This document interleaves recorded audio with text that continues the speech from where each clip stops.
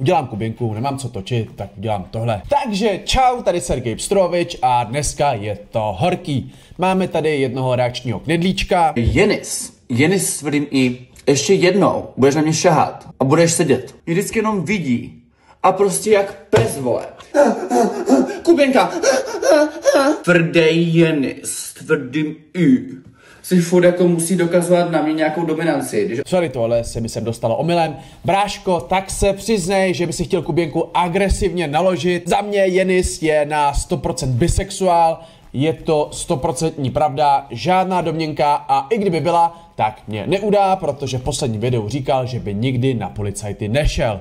Což cením. Jen hele, pro kluky z primátu, dávejte si bacha, až pojedete s Jenisem grappling, zrušuje se. Zpátky k videu. Všichni asi víte, že se Tadeáš s Denčou zase nebaví a bavit se prej nebudou. A tady Tornádo Tadeáš udělal 45minutové vyjádření o svém životě, co se děje a neděje, proč měl červený oko.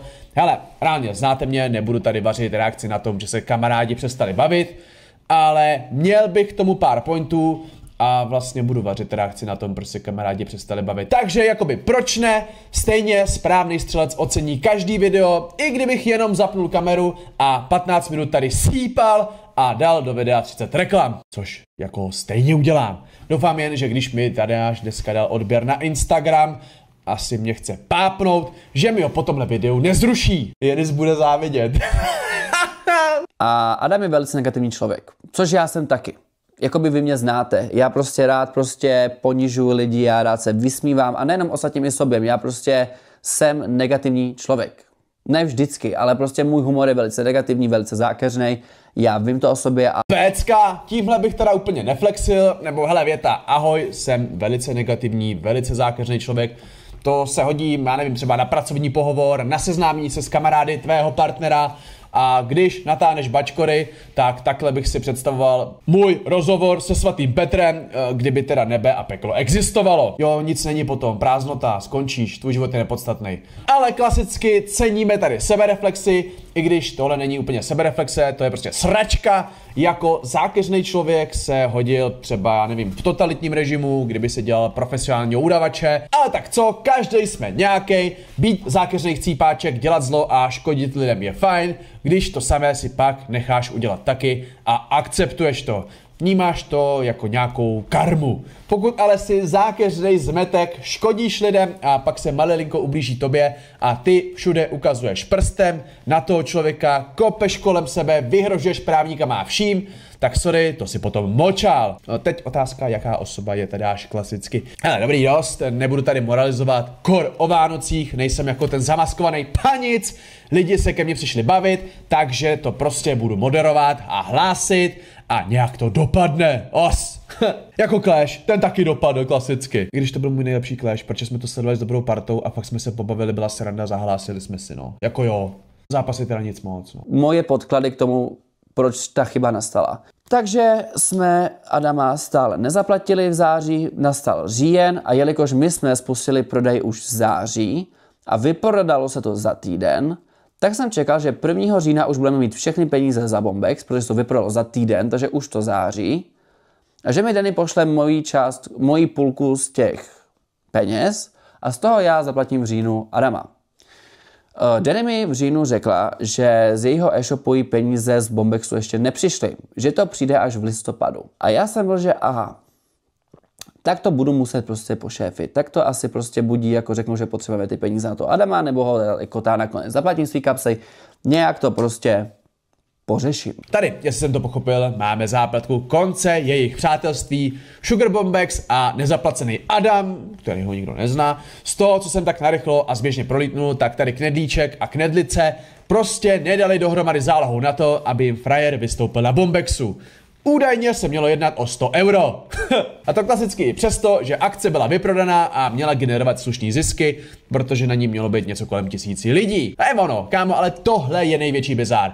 Nezaplatit frajerovi totální drobný. Jo, a to tady řekl, že Denča prej neměla z čeho, protože všechny peníze utratila za zdechlej Shein a anglický rohlíky. Nevím, kámo, to jich asi kupovala celý kamion. Ale rest in peace, Adame, vůbec nevím, kdo jsi, nikoho si nikdy nezajímal. Ani to, že si nevystoupil na Sugar Bombexu, tu akci neovlivnilo, takže o co jde? Vlastně kámo, když máš takovýhle biblický jméno, tak vždycky se připlazí nějaký hád, nabídne ty jablko a potom vlastně to jablko je převlečený nic a ty dopadneš špatně. Což vlastně Tadeáše a Sugar Denči dělá bohy. Zajímavý příklad, jdeme raději dál, jsem moc najetej. Jsem si dal tatranský čaj do čaje a jsem úplně Víme, co je schopná Denisa dělat. Denisa minulý rok líkla moji diagnozu a totálně switchla během toho, co já jsem byl na léčení. A pak mi vlastně jakoby vyčítala, že jsem se na tom léčení vůbec nevyléčil. Zkus se léčit. Zkus se zaměřit na sebe, když celý tvůj svět se rozpadá. Když najednou jakoby tě kamarádka podcast, o jakýkoliv příjem, začne všem říkat, že jsi úplný magor a psychopat a lhář a bubí co všechno. Což ano, já jsem narcista, já jsem hysterický, já občas lžu, ale jakoby ty děláš úplně to samé. Hej, tak na co si stěžuješ? Tohle reálně nepochopím, nebo ne, pochopím. Rychlý úspěch, zbláznění se, kdo vydělá peníze rychle a de facto do toho spadne jak prase do kukuřice, tak to s člověkem zamává. Ale pojďme si to rozebrat. Kuběnka po výhře v Lighthouseu, kde vyhrál 1 000 000, tak dělal výbušnýho sidekicka tady pro Denču. Byl takový radikální a zábavný prvek do jejich podcastu, který měl snad jedno z největších Hero tady. Nevím, jaký měli split a respektuju, že Denisa je ta úspěšnější, známější, na internetu je déle, její popularita či zájem o její osobu je stabilní i s drobnými výkyvy nahoru a dolů. Takže jestli Sugar Denča je velryba, tak tady Tadeáš je takový plankton. Prostě dojídač zbytků, parazit, co využíval platformu někoho jiného a byl prostě naivní a blbej, že si nerozjel do té doby nic svého. A že když už vydělal kilo, tak utratil 2. Takže je jasný, že když se mu smotaly slipy a skončil v blázinci ve svěrací kazajci jak Aleš Bejr, tak to, že neměl úspory, byl malinko spíš jako jeho problém. Než jakože Denči, která samozřejmě udělala zlou věc, vydělala na tom formou toho podcastu, že jo, že tam Tadeáš prostě skončil, že to dopadlo špatně. Nebudeme si lhát, že to nebylo od ní moc pěkný. Oni ale si tady v tomhle můžou podat ruce a jít spolu do prdele. Takže je jasný, že to asi nebylo pro Tadeáše hezké období, ale slyšel jsem, že tam vaří líp než v nemocnici, ale reálně můžeš si za to sám a furt si měl rodinu, zázemí, měl si možnost kam jít, kam se vrátit. Plus si mohl prodat tu svoji Balenciaga čepici a brejličky a minimálně hlady by si 3 měsíce nechcípl. No ale co se stalo potom? Boom, vyjádření na Hero, 700 000 vyděláno, první měsíc, rozjetí vlastního kanálu a příjmu a jediný, co ti ty troubo stačilo, je točit vlogy ze svého života, storky s chlapama, co tě nakládali, sem tam zareagovat na nějaký ty ženský kauzy, protože sám si jak baba a tyhle věci tě zajímají. Všichni ty Love Islandy, bachelory, zrádci, Aládžie, Beasoli, nebo já nevím, Kundosaki a její oslava promiskuity, nebo jak se jmenuje ten jejich zdechlej podcast, a byl by si happy. A tady souhlasím se zaklukelným panicem, že prostě jste líný nemakačenka, který neumí ani sebrat snadný peníze, de facto bez práce. Takže na co si stěžuješ? Klasicky. Jsem si tady rozhonil, sorry, jsem nachlazený, tak jsem si potřeboval na někom slabším vybít frustraci. Ale stejně ne, já to měl rád, když byli spolu v podcastu, všem nakládali a on byl hysterický a od rány a prostě 100krát větší koule než Sibrdutec v kukle. No a teď to prostě není, ty vole, já jsem z toho smutnej, no. A teďka prostě nutně chtěla omluvu. Chtěla veřejnou omluvu, chtěla prostě veřejně, abych já řekl, jo, já jsem Zeny je super. Ale jakoby já bych taky chtěl omluvu za spoustu věcí. A nepotřebuju ani jinou. Třeba bych chtěl omluvu za to, že jsme prostě projela celý můj iPad. Když jsi šla podívat do mých skrytých fotek, které si pak ukazovala vole našim kamarádům, jako je třeba Roxana, s kterou se s tím vůbec nebavila a pomlouvala si jak svině. Jako je Martin, tvůj bývalý vole asistent, kterého taky strašně nenávidíš. A ukazovala si moje nahý fotky. Ty vole, Jenisi, bráško, slyšel jsi to? Nahý fotky Tadeáše, i hned je získej, ať si ho můžeš vyhonit. Vole. Proč vlastně nepůjdu Jenise? Už to má v životě tak jako tak těžký. Na anti-youtuberovi rozebírali jeho potenciální vztah s holčinou z Love Islandu a neřekli o něm, že se proslavil jako streamer a youtuber, ale že se proslavil jako kamarád Lea Brichty. Což je docela sad, ale redakci anti-youtuber bych rád opravil s tím, že se proslavil jako kamarád Lea Brichty a později jako Vlezdíra a kamarád Vládi Kadlece. Aby to bylo kompletní. Udělejte si v tom pořádek, lenošný. Jinak někdo by psal, že proč nejdu k podcastu k Leovi. No, proto brácho. Moc si pouštím pusu na špacír a dělalo by to zlou krev. Což respektuji, ale nevidím jediný důvod, proč bych si v podcastu nedokázal poradit s Jenisem, který váží 70 kg a jeho IQ je na tom zhruba podobně. To jsem ale odbočil zpátky k Denči, tak se ti neomluvil a co jako? Omluva se přeceňuje, navíc je to spíš takový akt něčeho, jako že si nasypeš popel na hlavu a ukážeš tu sebereflexi, ale nevím, nikdy to nevezme zpátky to, za co ses omluvil, protože jsou věci, co prostě omluva nespraví, i když je správná. Za mě třeba tohleto nabourání do soukromí je jedna z těch věcí, kde to omluva úplně nevyřeší, nebo já nevím, když někomu přejedeš psa, usekneš ruku, zapálíš barák, ukradneš dítě a jiný prkotiny. A navíc já jsem včera viděl film Troll 2, kámo, jo, a tam frajerka prostě oživila trola a ten umlátil k smrti x lidí a taky se jim neomluvila. Jo, jedna postava, která je navázaná na jinou postavu, se tam kvůli tomu obětovala a taky omluva nezazněla. Jo, takže nevím, přeceňovaný, kámo. V Norsku se domluvaj.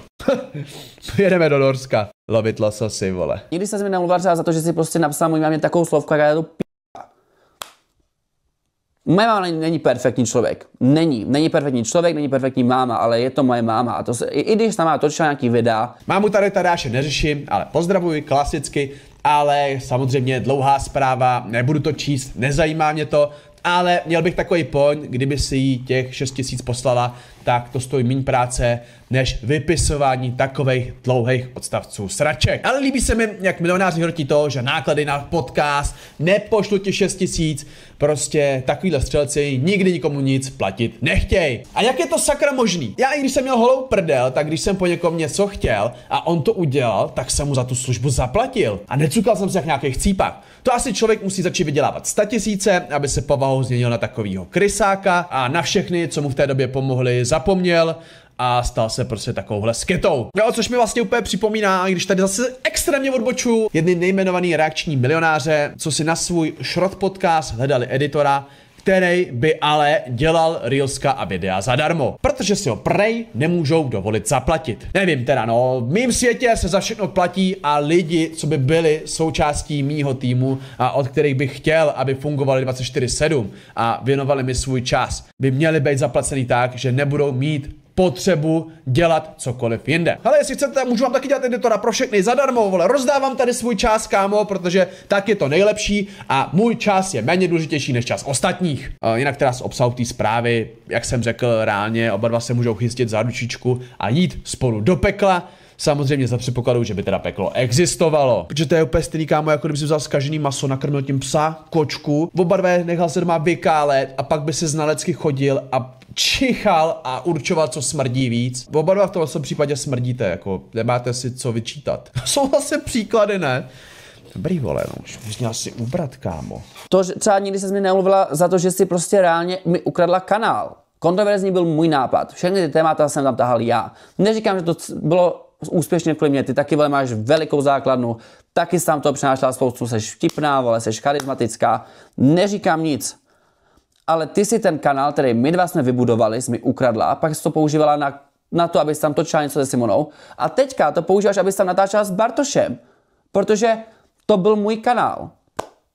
Jakože ty si ho naklikala. Ukradla ho, bestie. Ale kdyby byl tvůj, tak je napsaný na tvoje AdSense a lové chodí tobě. Bylo to tak? Nebylo. Takže čí byl ten kanál? Soudím asi, že Denči a tím pádem, co to dělá z tebe? Hosta. A jako host a účinkující máš nárok na předem domluvený honorář, pokud nějaký byl. A to, že jste oba dva trubky, co si řeknou A jeden udělá B a druhý C, je váš problém. Ale realita, že i když si v tom podcastu byl výraznější a přitahoval na sebe pozornost, tak Denča ti dělal tu platformu, měl si zbudovat platformu vlastní, jako tohle je reálně dobrý varování pro všechny lidi, že když už s někým dělat něco společně, tak i kdybyste v ten moment byli nejférovější, nejvíc super čupr kamarádi, tak pořád je lepší mít jasně dané podmínky. A já souhlasím, že kdyby svět byl fér, tak ti Denča dá půlku za všechny podcasty a epizody, kde si účinkoval ty a ty by si ten kanál nepoužíval, anebo když ho teda používá na podcast s Bartošem,